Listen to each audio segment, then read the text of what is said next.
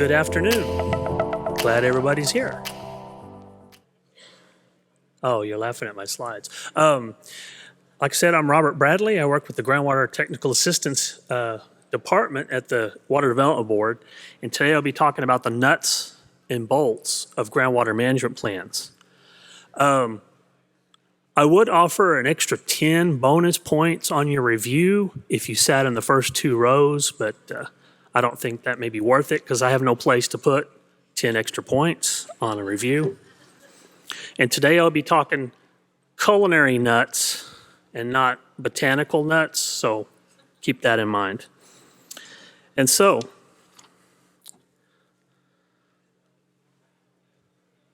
groundwater management plans are not a new nut to crack.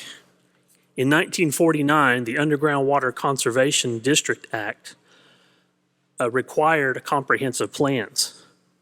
And if you read the language of it, it sounds very much like the language we have today for management plans. It was to develop comprehensive plans for the most efficient use of underground water or water reservoirs or the subdivisions thereof, and for the control and prevention of waste of underground water. And these plans have to specify in much detail as possible the procedure, performance, and avoidance which may be necessary to effect such plans. That sounds exactly what we have today, but that was in 1949. As we go through time, some other additions were added when subsidence was added, and also kind of an optional plan in the 70s. When we get to 1989, you had the districts required to have a comprehensive plan with public participation. So for the current crop of groundwater management plans, in 1997, Senate Bill 1 was passed. And it had several things that related to groundwater conservation districts, but it provided for the content of groundwater district management plans. It provided that the TWDB certify the groundwater management plans, and the state auditor was to see if you were implementing what was in your plan. And back then you had a group of folks called the Texas Natural Resources Conservation Commission that were required to ensure that you did your management plan or complied with your management plan. And at this time, it required consistency with regional water planning, so that groundwater districts had to follow what the regional planning groups came up with. In 2001, there was a change where they added drought conditions and conservation goals to the management plan process. It required the district to use their best available data for their plans. And it also, you had to forward your management plan to regional water planning groups to be considered in the regional water planning process. And at this time, they required groundwater modeling from the Texas Water Development Board to be used. We get to 2005. Well, that's when all the fun started with desired future conditions. And so management plans also changed. Your plan was approved by by the Texas Water Development Board. You now have a desired future condition goal, and at that time it was in a quantitative manner. And then it also required the regional water plans to use your plan. 1996, there were 40 groundwater conservation districts. Now there's 98. So since Senate Bill 1 was passed, we've had a very big increase. Well, what happens when you have more districts? You have more reviews. So you have 98 districts and 3 folks reviewing plans. That's a lot of work. Some quick statistics on plans. This is from like 2020 to about this month on how many plans were, when they came in, if they were past the due date. 10 or more were 90 days late, past their due date. 5 were within the 90 days past the due date, and 8 met the deadline. That's 35%. So, I want to talk about some groundwater plan myths. It's kind of like this cake. It's a nice, pretty cake. You bake the cake and you put the frosting on, and at the last minute you say, I need to put some pecans on the cake. So it's last minute. So overall to the cake, the pecans are not that important, just like a management plan is thought to be. It's just for decoration. It's not, it's not significant.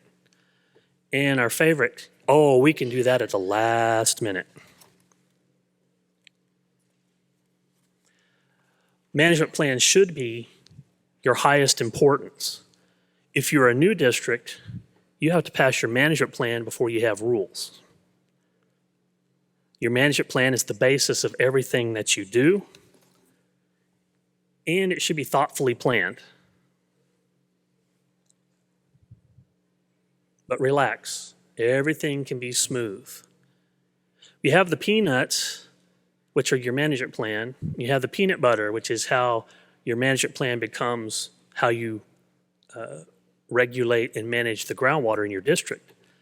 You'll get a notice of your plan being due. TCQ sends you a letter. We provide the data, and we're going to go through the different data that we have for that. And most importantly, we provide pre-reviews.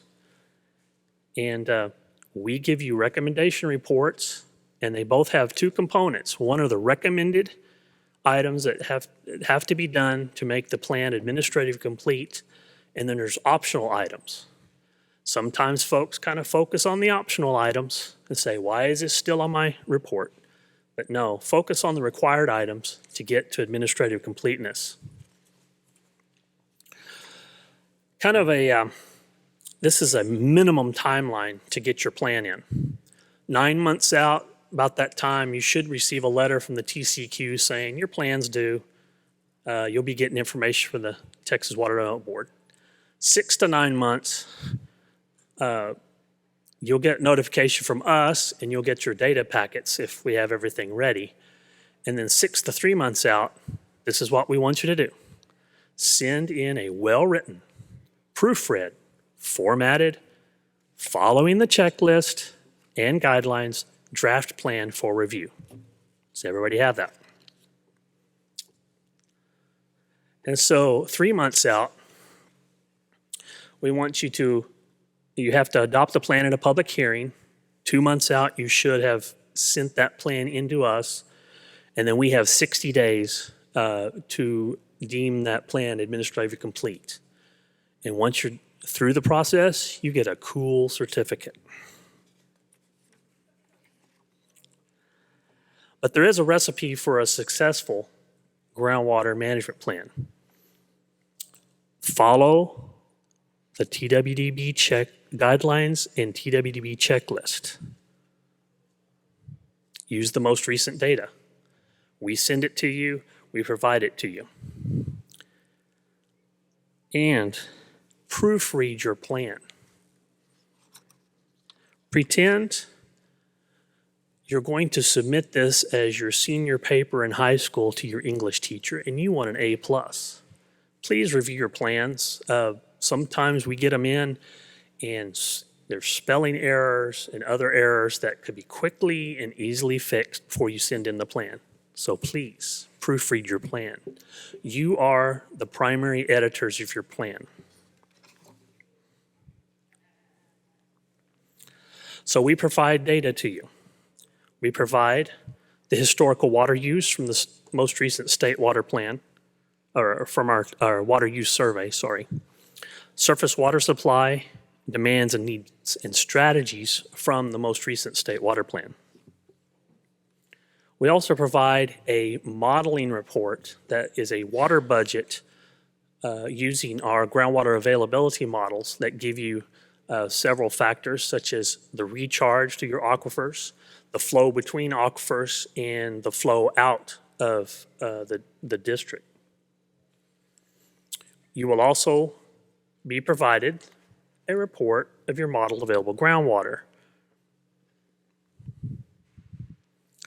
All three of these, for ease and convenience, attach them as appendices to your management plan. If you make your own tables from this data, proofread those tables, please. That's where errors will come in, is when numbers are transposed and such. Also provide commas for 1,000 separators, and write justified numbers kind of works too, makes it nice and neat. And so really what I'm saying is use the checklist, follow the checklist, and make use of the checklist. A plan that uses the checklist is much easier for us to review and to follow. So basically, if you follow the path of the checklist, make that the kind of the table of contents for your plan, that makes it easier on us. The number one thing on the checklist, which I think everybody should have one, it was passed out. Item number one is that you provide the managed available groundwater from the most recent round. You have to provide the estimate of the model groundwater that's based on the desired future conditions. So we provide that, put it as an appendix. Second item on the checklist is the water use survey data we provide for the water use. So you have to provide the most recent 5 years that we have, and that'll be also in the data packet, and you can use it. You can also use district data, but we also would like to have this in the plan also. Okay, so if you have your own data, most likely that's pumping data, and that's technically different than use, because use is where you use it, and pumping is where you pump it. So it's a state water planning kind of idea. When you get your groundwater availability modeling report, there'll be 3 things you have to put on into the plan. You have the recharge to the aquifers.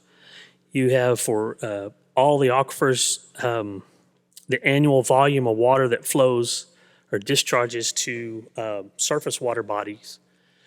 And you also have to provide the in, out, and between aquifer flow volumes that are all provided in this report.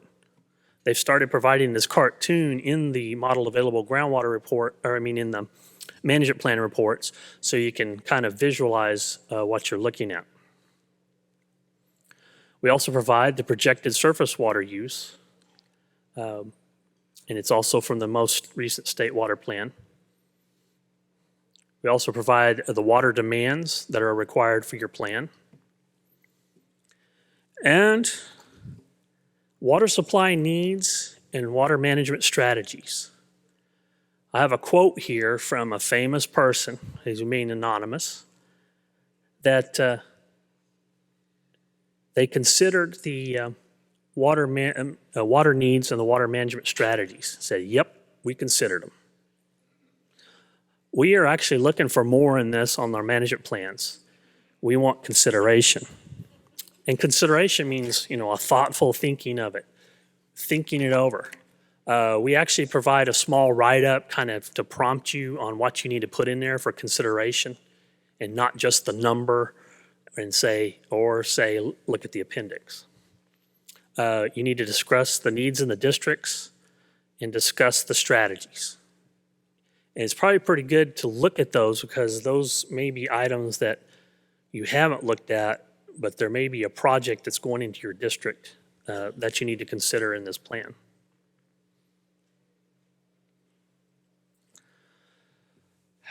How you will manage groundwater in your district is also another item that you are required to do.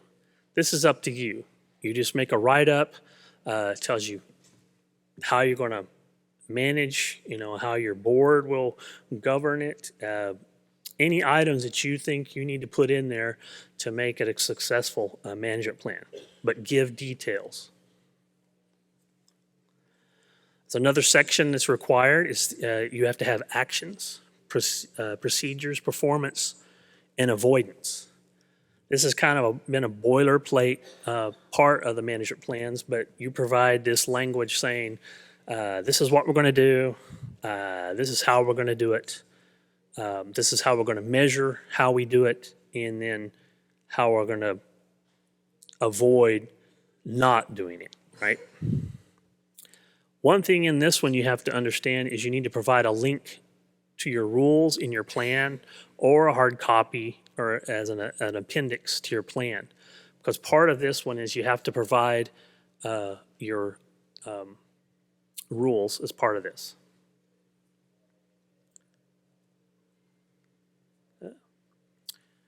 So once you get your plan adopted, it's after a notice and hearing. And so when you submit the final, you have to have your posted agenda, your minutes, and a copy of the notice. That way we can show that you held your hearing on your management plan and that you also adopted that plan. One other issue we have with management plans is the determination of what is a surface water management entity, because one of the items you have to put in here is coordination with surface water management entities. This is basically you send the surface water entity your plan after you've adopted. And so a surface water management entity is a political subdivision that can store, take, or divert, or supply surface water either by directly or by contract. And most people want to argue it's only river authorities, but that's not what our rules say. We do provide a list of surface water management entities that we believe that fill this list. You can discuss it with us and say this one doesn't belong or we don't agree with that one. But you have to have this list and then you have to send your plan to them. So now we want to get the goals. The goals are how you show how you're going to do your work. They have to be time-based. They have to be quantifiable. And they can also be determined to be not applicable. Your goals have to have management objectives, performance standards, and they have to be time-based and quantifiable. So an example goal is the district will measure water levels in 10 wells twice per year and submit a report of the water levels to the board of directors every September. So does everybody see the time-based and quantifiable in this goal? Sometimes these items are missing.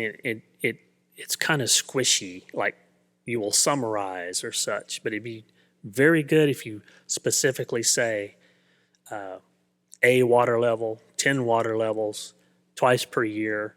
Another thing is to put a report in the annual report or a summary in the annual report. So that way it's time-based and quantifiable. So we're going to run through the goals. The first one is the efficient use of groundwater. And efficient use is the practices, techniques that this district determines that will provide the least consumption of groundwater for each type of use balanced with the benefits of using that groundwater. So if you use that definition, you come up with a goal, and there you go. Efficient use of groundwater. Controlling and preventing waste of groundwater. Everybody has waste in their rules, and also in Chapter 36, you write goals that will address that.